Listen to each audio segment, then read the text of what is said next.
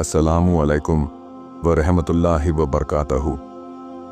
नबी करीम सल्लल्लाहु अलैहि वसल्लम ने फरमाया, शाबान पाक करने वाला महीना है। इस महीने में अगर कोई मोमिन बंदा सच्चे दिल से तौबा कर ले, सच्चे दिल से अल्लाह से माफ़ी मांग ले, और माफ़ी मांगना ही चाहिए, तो अल्लाह उसे माफ़ कर देता है। इस महीने में गफलत ना बरतना। एक और हदीस शरीफ हम आपको सुनाएंगे तो आपकी समझ में अच्छी तरह से आ जाएगा। मोहतरम दोस्तों, इस महीने में गफलत मत बरतना, इस महीने को गफलत में मत गुजारना। नबी करीम सल्लल्लाहु अलैहि वसल्लम माह रमजानुल मुबारक के बाद सबसे ज़्यादा रोज़े अगर किसी महीने के रखते तो वह माह शाबानुल मुअज्जम के रखते थे, और नबी करीम सल्लल्लाहु अलैहि वसल्लम को बहुत पसंद था माह शाबान के रोज़े रखना। क्यों पसंद था, हम आगे हदीस में जानेंगे। मोहतरम दोस्तों, इस महीने में पाक हो जाओ। हमारा दिल आईना नहीं है कि जिस पर थोड़ी सी मिट्टी लगी और आसानी से साफ हो गई, बल्कि हमारा दिल तो गुनाहों के धब्बों से इतना आलूदा हो चुका है, इतना आलूदा हो चुका है कि हर बंदा अपनी कैफियत को खुद बेहतर जानता है। उसे तो पानी और साबुन से भी साफ किया जाए तो साफ ना हो, इतना हमारा दिल गंदा हो चुका है, हमारा वजूद गंदा हो चुका है।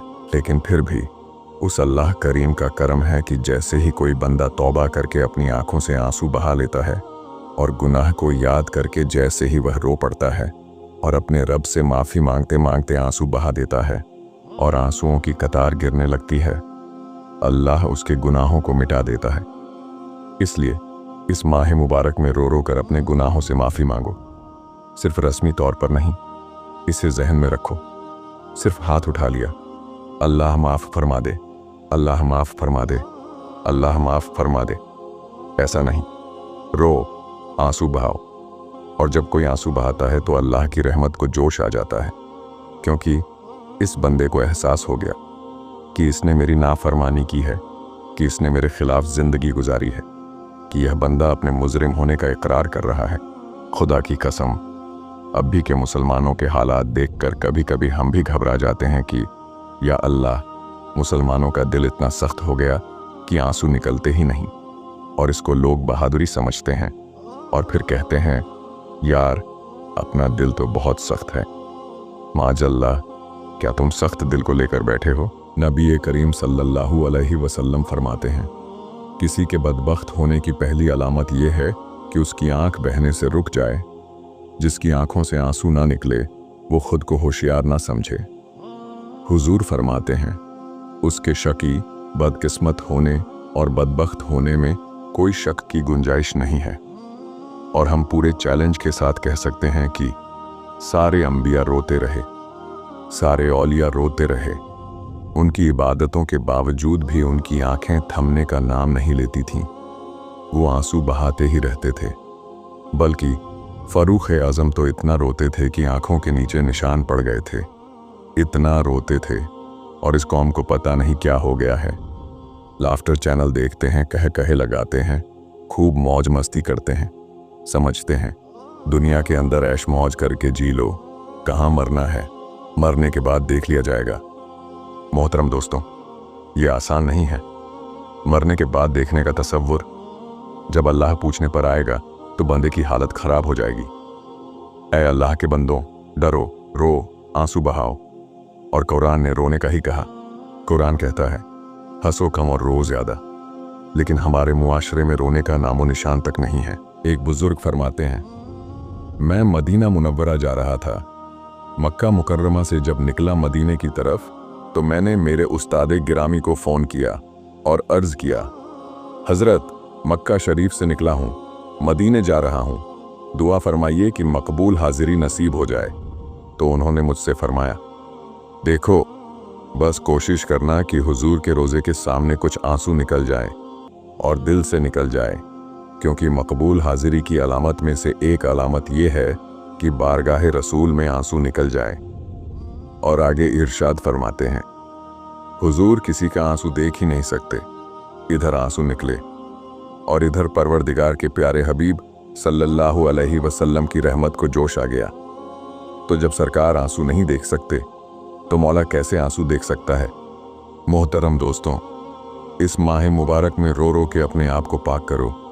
यह पाक करने वाला महीना है। एक और हदीस मुबारक आपको सुना दूं, शायद कि यह हदीस मुबारक आपके दिलो दिमाग को और मुअत्तर कर सके और आपकी ज़िंदगी में कोई इनकलाब ला सके। यह निसाई शरीफ की हदीस है।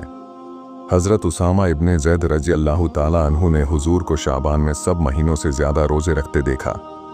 हज़रत उसामा इब्ने ज़ैद रज़ी अल्लाह ताला अन्हु से मरवी है कि मैंने हुजूर से अर्ज़ा किया, या रसूलुल्लाह सल्लल्लाहु अलैहि वसल्लम, सरकार, मैं आपको देखता हूँ कि शाबान में आप बहुत ज़्यादा रोज़े रखते हैं। तो नबी करीम ने इरशाद फरमाया, यह एक ऐसा महीना है कि लोग इससे गाफिल हैं, जो रजब और रमज़ान के दरमियान है, यानी शाबानुल मुअज़्ज़म। और यह ऐसा महीना है कि इस महीने में बंदों के अमाल अल्लाह की बारगाह में पेश होते हैं। नबी करीम इरशाद फरमाते हैं, मुझे पसंद है कि मेरा अमल इस हाल में पेश हो कि मैं रोज़े से रहूं।